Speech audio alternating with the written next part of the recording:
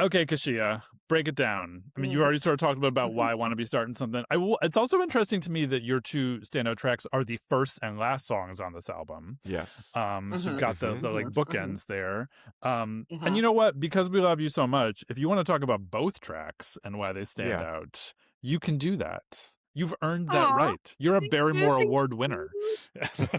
Get that Barrymore on your shelf and it opens doors. So Um, you've already talked about Want to Be Starting Something a little bit, but why don't you dive into that one first? Like, what's so great about it? so okay, so it's the beginning of the whole album, and it starts off with a bang, and he Mhm. just like the bass comes in, and then all the like the instruments, and then he just starts hyping himself up, and he doesn't need Mhm. anybody else. He's just like a da da da da da, and he just starts, and I'm like, he starts hyping me up, and and it's a song. Well, I'm not exactly okay, so I go back and forth about what the song is about, but it's like Yeah. sometimes I think it's about like gossip and people starting stuff, and like, why do you want to Mhm. be like the problem? And like, it's a song about like, just chill. Like, why do you want to be doing this? Like, you just Yes. need to chill, but in such a upbeat way. And like, Yeah. okay, so this is for Want to Be Starting Something and Lady of My Life. Michael's ad libs crack me up. I love when I can listen to a song and laugh and try to figure out what the person is saying, but in such a like a Yeah. joyful way.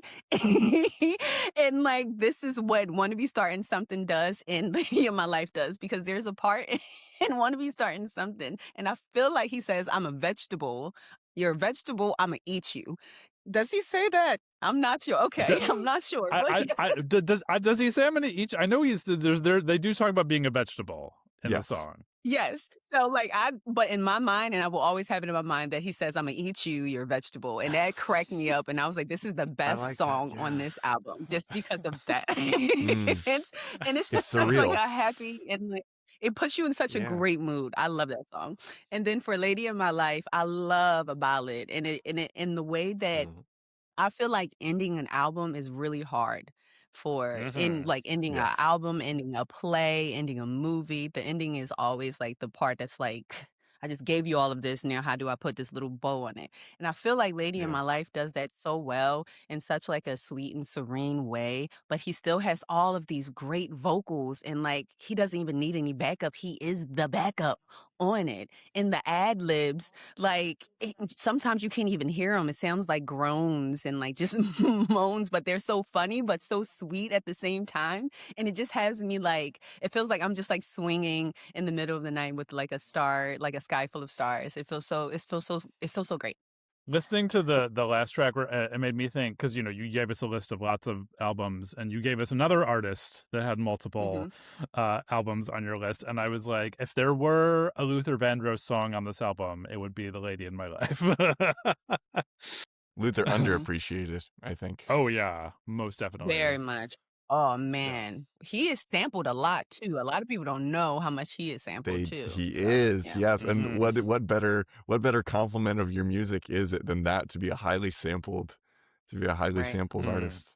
That's an incredible Hmm. thing. Yeah, you mentioned, but want to be starting something, like what it's about. I think it is a lot of the songs on this album are actually, I wouldn't say autobiographical, but they are about what he was dealing with at the time. Like, it sort of felt like want to be starting something's, like why does the Mm. media have to make a mess of Yeah. things? Billie Jean is very much about like some of his fans and the sort Hmm. of craziness that his fans went to. And and then there's a song like Beat It, Mhm. which was, I think he even sort of admitted, was like his attempt at sort of like a West Side Story sort of thing. Yeah. Oh. Like, That because tracks. if you've seen Okay. the video which does feature, well, and the video also features actual gang members too. Like they brought actual gangs together. And I mean, not doing the choreography. That was actual dancers. But like He was something else. yeah. Yeah. That would be wild. So I mean, I don't know. There's Wow. like Okay. there is. I will say though, I do feel like for a 9-track album, he wanted this to be Mhm, like nothing but bangers. I mhm. do sort of feel like there's one song on here that I could do without, What is and it? I'm gonna Okay, see if you ooh, what two is can it? guess which one you think Okay. I would think it would be. I mean, is it The Girl Is Mine? I was about to say, is The Girl Is Mine? Yeah, it's just because it Really? seems. Oh. Although the way you're talking about it, Kashia, I could see you like it would be a funny song for you because Yeah. like all the little ad libs Yeah. between him and Paul McCartney Yeah. are. It's just so weird. It just suddenly feels like I don't know. They're like wearing suits or something, and they're like strolling through Is it like too the set of hokey? My Fair Lady or something. Yeah, Yeah. it feels really like do do do do do like compared to everything else on the album, Uh-huh. which everything else just feels so like. I don't know what the word I'm thinking of here. It harkens back to a sort of idea of collaboration with other artists from that era that I think is maybe a little bit more, it feels a little bit more implicit in the kind of music that we listen to uh, in this day and age versus in the 80s when I feel like they were still that vestige of kind of like the Tony Bennett sitting in on this song with so-and-so and like they're gonna, you know, Yeah. whoever is going to be at the Sands Casino, and you know they're on a particular circuit together. So I feel like also knowing what I know about Paul McCartney and Michael Jackson's sort of approach to their artistry, buying up all the rights to all those songs, they were both doing that. You know, so these guys were working. These guys knew what they were doing when they wrote a song together and released it on this album. They knew that Yeah. it was going to be a gold mine, I think. Yeah. I feel like that too. I feel like he probably did this one because he was trying to like reinvent himself, or like I feel like he was always ahead of his time, always. And Oh so yeah.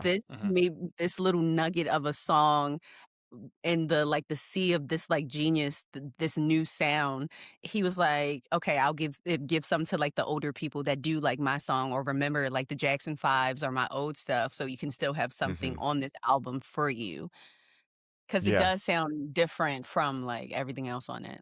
It sounds a little Motowny. That's a good Yeah. way of that's a good angle on that, I think. Mhm.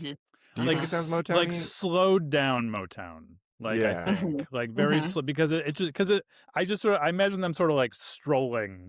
Like it's not it doesn't get you moving. I imagine them like walking in a park wearing their ascot or whatever and just like I don't know. Like Yeah. it just sticks out as it feels different for an album that has songs that don't all sound exactly the same. Yes. And an album full of songs that I have a hard time assigning a specific genre to other than pop.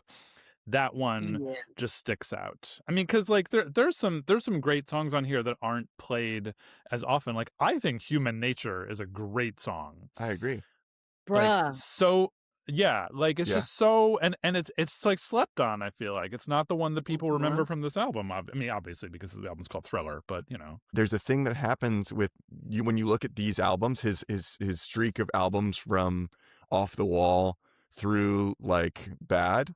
There you look at even those albums, Dangerous too. I even think. Dangerous, because you look at those albums and you're like, how are all of these hits on these albums? You would think even with the Beatles discography, the hits were a lot more diffuse over a larger number of albums. But for some, I don't know if it's, you know, and I don't know how much to attribute to Michael himself, or if it's a thing where you also need to take into account the fact that Quincy Jones came in at that time too, and that there was something about Quincy. There was something about the way that Quincy was able to collaborate with Michael that was basically the font of all of this world-changing art that came out of that era. I don't know. How much do you credit Quincy Jones with the impact of Michael Jackson? Kashia, what's your take on that? Oh, I feel like I give him a lot. I feel like he was not the one to give him like his voice or anything like that, but did give him a chance to like show what it was, because he was in this group of five and he was the small one. Like, of course, the lead, but it was a group. And it wasn't Michael Yeah. Jackson and the Jackson Fives yet. So him being with Quincy gave him this, I don't know, this voice and this chance that I think it would have just been covered and shielded with what he was already doing with his family. So I think it was a great thing that he like kind of took him under his wing. And there's a whole bunch of other stuff that happened in the music industry that's not the best, but like it was great that he did get to have him in his life. That this one In that worked for him. Yeah. It feels like he really took care of him, you know, in maybe a way that, as we'd see later on in his life, maybe the great danger is that he didn't have more Quincy's in his life. than he Mhm. did people who Mhm. were probably um, looking to looking to him with not To good exploit intentions. I think. more, yeah, Mhm. exploit more than anything. Cause I feel like Yeah. nowadays, you will not find an album that has, like, hit after hit after hit, because No. if you did make it that album, it would never see the light of day because they would wanna break it up and sprinkle it Yeah. over 4 albums, so at least every album would have a hit on it, so it's just so much political and, like, capital Yeah. shit that you oops, sorry, that you have No, to you, go no, you can through swear. Oh, it's with it. capital shit. Okay, great. Yes. Yeah, Yeah. so it's like Capital it, talks. Sure does. yeah, Yeah. it just it's gotten worse from what it was. It always been, like, horrible, but it's gotten worse now, so just having an Yeah. album like this is gold. It might be sort of like the prototypical, like the platonic ideal of an album in the way that we think of an album, because it Mhm, has all of these hits on it. And then it also represents something in the artist's, it represents something in the artist's kind of development and like upward trajectory, that it means so much. And so like that's like, what more could you ask for from a short collection of 2 to 3 minute songs, which is just basically what the album is a mhm, bunch of 2 to 3 minute songs strung together. He sort of cracked the code on that medium in the time when you could also profit from it the most. He was made for the pop era of the 80s, I feel like, and that's why he just yeah, exploded in the way that he did. Mhm. What I was talking about earlier, with the way people write about him, they're talking about how he is like as culturally relevant as, like Mozart or something like that, kind of like putting him on that echelon. Do you think of him on the level of an artist as like a Mozart, or sort of like a foundational cultural figure like that, Kashia? uh, definitely a cultural figure. There he would be in like stadiums filled with people and would not move for minutes, and people would be screaming their heads off, and he would just move a finger and people would collapse. Yeah. And that was just because of, like, him being there, the essence of him, his music did this to people. These people don't know Michael. Nobody, like, Hmm. knows Mhm. Michael except for his family and, like, some of the people he worked with, but the people that's consuming his music are just that, consumers, and we're just, Yeah. like, we're all taking him in at this, and yes, I feel like when people try to, put themselves in the same line or compare themselves as a Michael Jackson, I'm like, "Y'all need to chill. Y'all don't Yeah. know what this is." The work ethic was different. Yeah. Just coming at the music and the artistry was different back then. Now everybody sounds the same. If and they're scared that Mhm. if they don't sound the same, then it's not Hmm. good. They don't know what good is anymore because they're scared to be different. And he came out just being himself and, like, riding that wave and being ahead of his time every time he released something. Like, just listening Hmm. to his music now, it's still relevant. Like, you can still play it whenever and people will still bob their heads, even if people don't know who he is. Little babies now are Yeah. dancing to Michael Jackson. Yeah. And, like, They always that is will. something that is not yeah, that is something that you can't, like, teach someone to like something. It's just, Yeah. like, what it is. So I feel like he is the what a pop star, an icon is. He will be Mhm. played at weddings until the heat death of the universe, I think. I Bro. think he will. I think and because it's for the reason you just said, that anyone can dance to a Michael Jackson song. Mhm.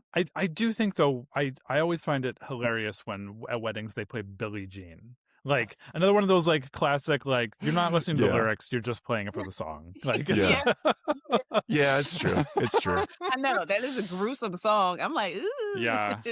So Kashia, I'm interested to know, first off, kind of just your perspective on what it means to be a person who loves Michael Jackson's music in 2026, and Mhm, knowing what we know about him and what we don't know about him. mhm, What's your feeling generally on mhm. kind of like how to hold what we know about Michael while also enjoying his music? Yeah, I do try to remove the artist from their life and their music. I don't I think I said this on the when I was talking about Blind.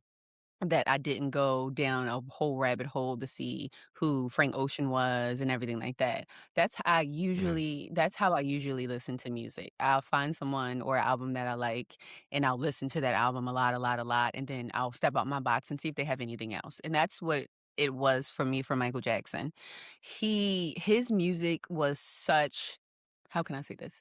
I separated himself from who he is. I don't, in knowing that I don't know him. I'm just Yeah. hearing all the things that I hear in the media. And I have to Yeah. I can take from that what I do. And what I usually take from it is that I have memories attached to this music that this person made.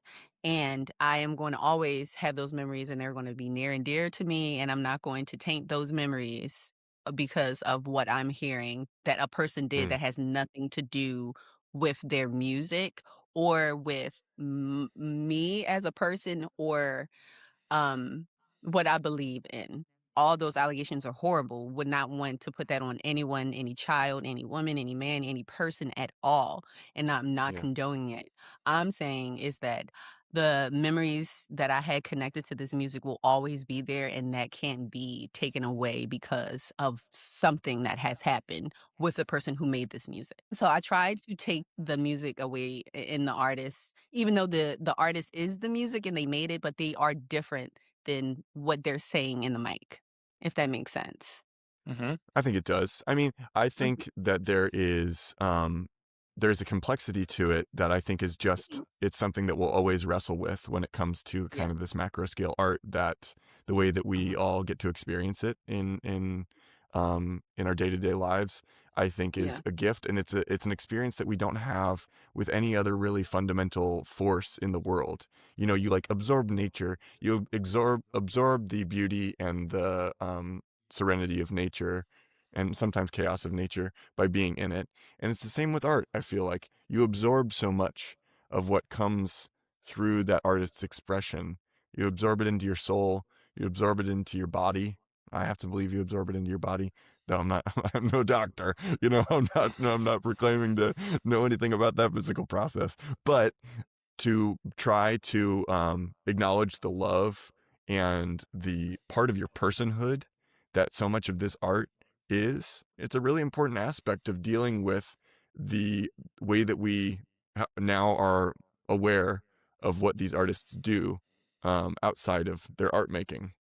Obviously, we've waited a long time to talk about this album, and I think, especially when Mhm. we first started the podcast, we were afraid to talk about an album like this. But over time, and talking to so many people about albums that they believe are perfect, which, as dear listener and viewer, if this is your first time listening to one of our episodes, spoiler alert, we pretty much we have a widely changing definition of what perfect is with Yeah. each episode. And I think that who are we to shit in your cornflakes, right? If this is the song, if these are the albums that you've attached something to, you don't want to be that person at the party who says like, oh God, like how do you, like, even if it didn't have all this other, like, all these allegations attached to the artist, there's always that person where you say what your favorite album is and they go like, this really. I'm not equating this with that, but I am sort of saying that I think something you've said very beautifully is the fact that you have personal memories attached to this music. You do Hmm. not have personal memories attached to the person who made it. I'm going to credit Eric Richardson with this. I think a friend, a former guest on the pod this season, in fact, he came back. Yes, he did. And I think he might have said something to us. I don't remember what the conversation was about, how it's, if you're like 6 right now, and you, or maybe not 6, let's say more like 12. If you're like 12 Hmm. and you'd start listening to Michael Jackson and you like the music and you know everything, that all the allegations, and you choose to listen to his music, that feels like a harder way in versus like Yeah. somebody who grew up listening to the music, didn't know anything about about his life, and then all these things start to surface. Like how do you allow that to change the way you perceive the music, like if it's something that you've loved for so long? I mean, I Hmm. think the only thing that and it's because we're in fucking capitalism, like I start to think about who makes money when we listen to his music. And that's Yeah. where I start to get a little more like, I mean, granted, if you listen to it on Spotify, like his estate is getting what, like fractions of a penny every time it gets listened. No, he might be one of the estate might be, because I know Taylor Swift makes actual money off of Spotify, That's and right, she artists does. artists on Oh. that level often do. They're the only ones that the system of compensation benefits. With the larger streaming services and Spotify in particular. So I don't know this for sure. I didn't confirm this with any research, but I think there's a chance that his estate is one of the entities that actually does make money off of streaming. And that's not to let's also just restate how his estate still owns the rights to a lot of pop music from the late 20th century. So not just his, but other music. I think Eminem, the Eminem catalog is owned by the Jackson estate. Really? Again, actually, I don't know because I know that he at one point did own the Eminem catalog, among many others, like artists you would be shocked that he owned the rights to. But I don't know how that transitioned after he died. So I don't know if the estate still owns it or if it's transferred back to the artist or the previous publishing company or whatever. But that's just it's such a crazy thing to think about, having the capital available to you as Michael Jackson to say, like, yeah, let me just buy up all those rights. How crazy is that? That's wild. If you were in that situation, and then you just get money anytime the song's played. Isn't that weird? That's wild. I would play my songs all the time. Did we okay this? This seems wrong, doesn't it? I don't know. Am I wrong that it seems wrong? I mean, we want the artist to be compensated primarily. And there's all these systems in place around music so that a lot of other parties are compensated for their work that they do on promoting the music and bringing it to people. But so it's like, it's just it's a very complex thing to kind of come to terms with, the way that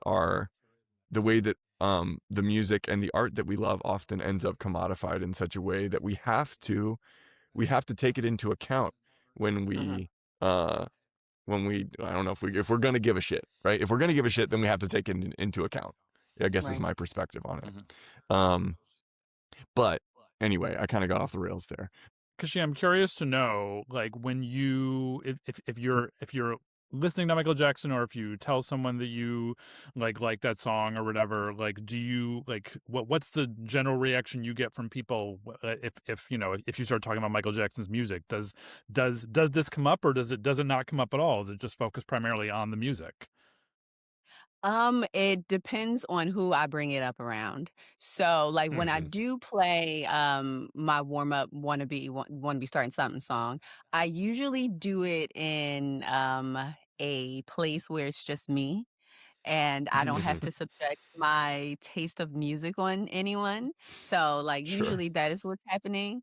Or if, like, Michael Jackson song comes on in I was about to say a Macy's. I haven't been in a Macy's in a minute. I don't know why I said that. Anyway.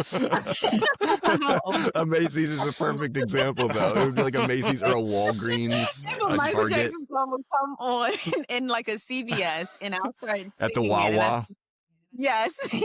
And I see someone else singing it. Like, I might look at them and bob my head and stuff like that. I kind of look for the people that's like, oh, okay, cool. I can see you. If we're out and about and I see people jamming to Michael Jackson, cool. If I am if I'm with my family, I know I can talk about Mike. If I'm around some of my friends, it is a touchy subject because I don't know how everyone feels about it, and I don't want to like put that on anyone else. So I don't listen to him in secret or anything like that, but I don't make it a big deal when I do put him on. If I put him on, or if it comes on, I'll leave it on. And if somebody's like, hey, I'm not comfortable with that, that's fine. I'll turn it off.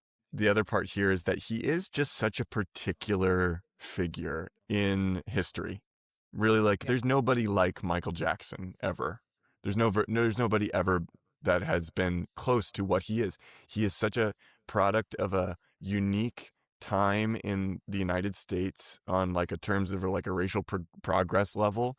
All of this kind of pressure put onto him from literally childhood to be the answer for Motown, to be the answer for, pop music in that time. And I think that does things to a person. Like I think that combined with the trauma that he experienced growing up, people can deny that he was, abused by Joe if they want to, but the truth is, in one way or another, it kind of led to him being the way that he was in his adulthood.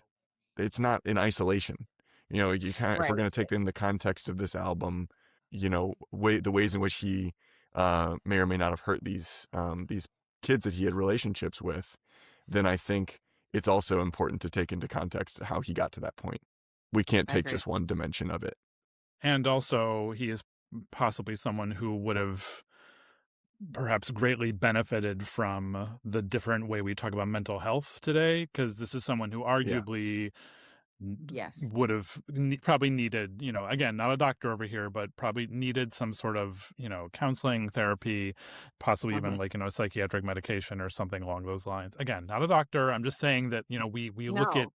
look at things differently now. So Yeah, back then that was looked down upon. That was like, oh, Mhm. you heard that this person's doing therapy? That was gossip. That Right. was the wrong thing Mhm. to do. So, and Yeah. especially in the Black community, back then they were not having that. Your therapy was like you sit in that corner or you getting hit with this whip.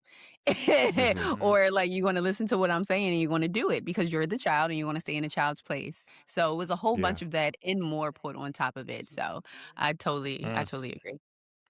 Kind of go back in the music direction for a minute, but like I'm interested. One of the only artists, kind of especially black male artists from America, that I feel like you could put onto a similar level of influence as Michael would be Prince, and I think that they represent such an interesting contrast in terms of style, in terms of sort of like what we know about their, so sort of what we know about them away from the music.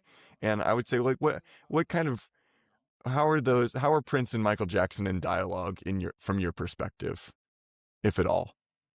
If like with them, they were always the ones that I feel like people looked at, and I looked at too, but in a positive light as a spectacle. Like Mm, these were people to look at and to see what was the next thing to do or to just mm, see what was they going to do next that was going to be like surprising and like kind of kept you on the edge of your seat, but in such a like a satisfying good way for me anyway, because I felt nothing but great things were going to come from these people that looked so yeah, different and dressed so different and sounded so different from everyone else. I felt like I always thought that they were best friends. In my head, I put them as best friends. yeah, Like, yeah. going to do Were they tight? wait, I don't know.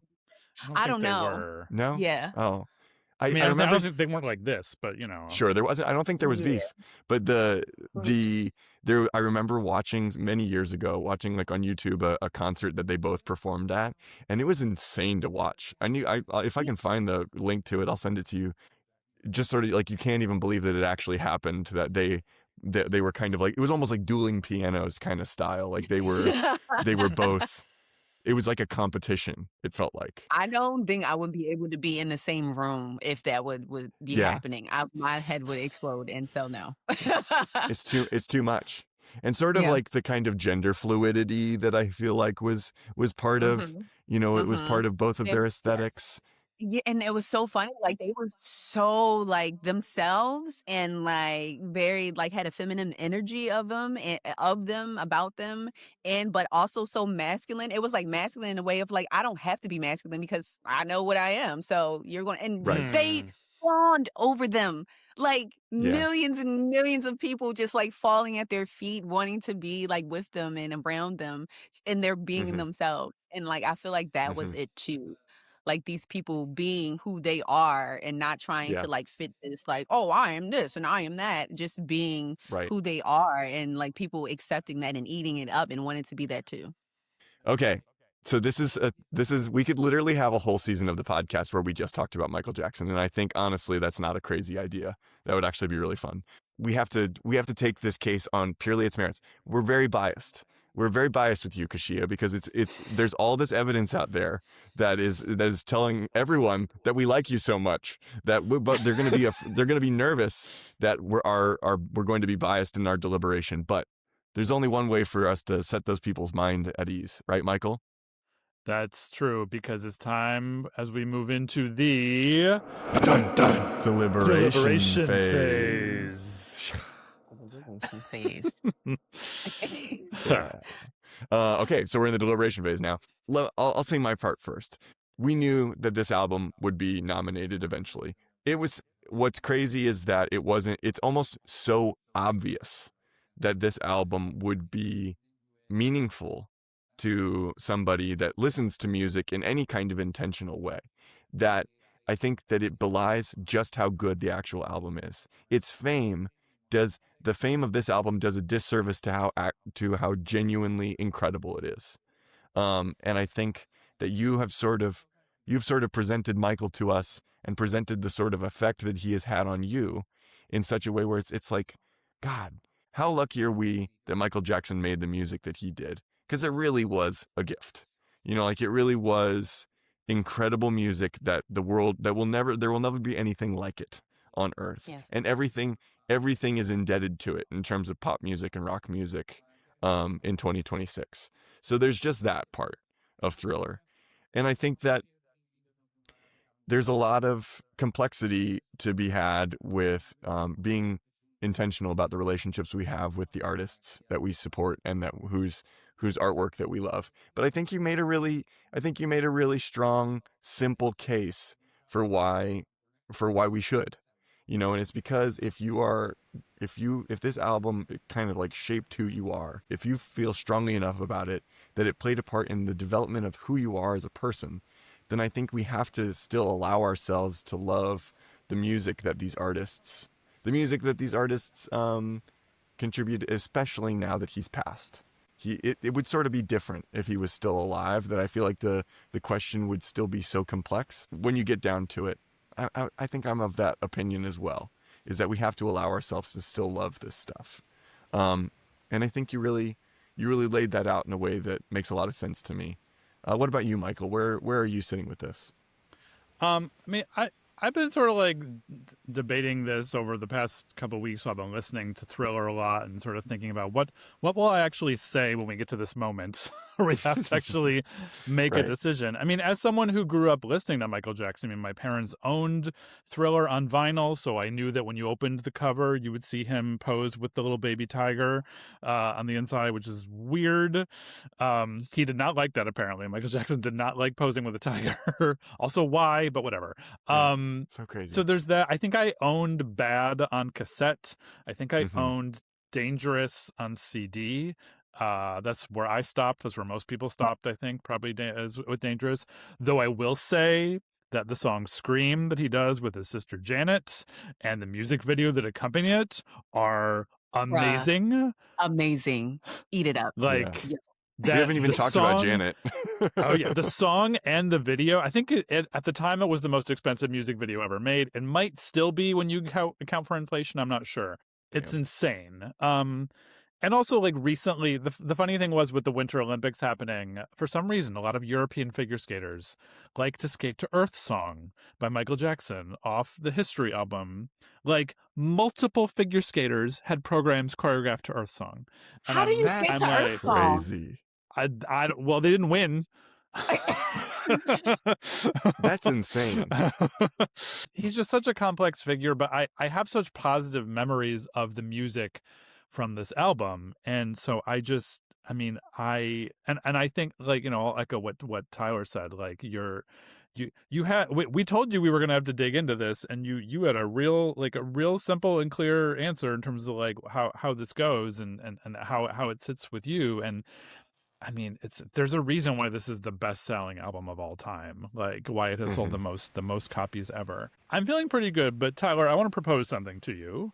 Yeah. As we make our decision here, because I think that the chances are pretty good that this is going to enter the pantheon. Would you agree, Tyler? This is very good. Pretty solid. Yeah, pretty solid. Very, very good. What I would like to say though is I think that what we're going to do here. And I'll put this to you, Tyler, after I make my full proposal here. Okay.